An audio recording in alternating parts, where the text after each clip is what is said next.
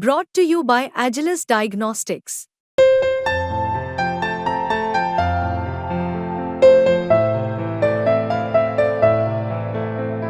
Agilus Diagnostics.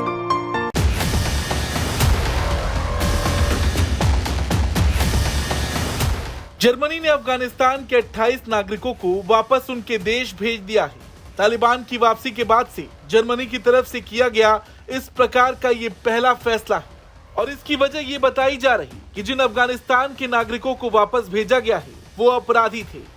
हालांकि उनके अपराध क्या थे, इस बात का खुलासा जर्मनी की ओर से नहीं किया गया। जर्मनी की आंतरिक मंत्री नैन्सी फेजर ने इस कदम को जर्मनी के लिए सुरक्षा से जोड़ा है। नैन्सी फेजर ने कहा कि हमारी सुरक्षा हमारे लिए प्राथमिकता है। हमारा संवैधानिक राज्य ऐसे अपराधियों के खिलाफ कार्रवाई करता है। आपको बता दें, 28 अफगानों को कतर एयरवेज के चार्टर प्लेन से भेजा गया है। रिपोर्ट के मुताबिक इन सभी अपराधियों को 1000 यूरो दिए गए हैं और प्लेन में उनके साथ एक डॉक्टर को भी भेजा गया है। अब जर्मनी ने अफगानिस्तान के 28 नागरिकों को डिपोर्ट क्यों किया, इस पर कई तरह के सवाल भी खड़े हो रहे हैं। तो आपको बता दें, जर्मन अखबार स्पीगल के मुताबिक ये ऑपरेशन 2 महीने की सीक्रेट नेगोशिएशन का परिणाम था, जिसमें कतर ने मध्यस्थ की भूमिका निभाई है।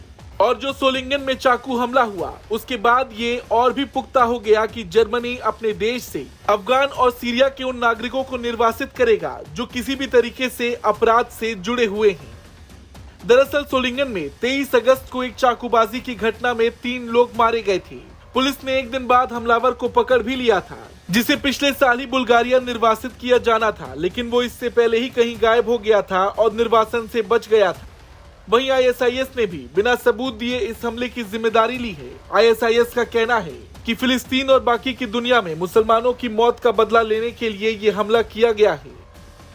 वहीं सोलिंगन में जो हमला हुआ, उससे कुछ वक्त पहले मैनहम में भी एक अफगान अप्रवासी द्वारा चाकू से किए गए हमले में एक पुलिस अधिकारी की मौत हो गई थी और 4 लोग घायल हो गए थे। उसी वक्त चांसलर ओलाफ स्कोल्स ने वादा किया था कि जर्मनी अफगानिस्तान और सीरिया से अपराधियों को फिर से निर्वासित करना शुरू कर देगा।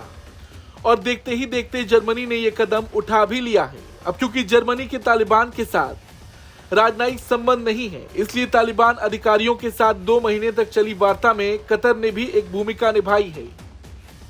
वहीं जो 28 अफगानी वापस भेजे गए, उनको अपराधी बताया गया है। उनके अपराध के बारे में किसी तरह की जानकारी फिलहाल नहीं दी गई, मगर जर्मनी ने शुरू से ही इस बात पर जोर दिया था कि अफगानिस्तान और सीरिया से अपराधियों को फिर से निर्वासित किया जाएगा। और देखा भी गया है कि जर्मनी ने हमेशा से अफगानिस्तान में तालिबानी सरकार और उनके नियमों का विरोध किया है।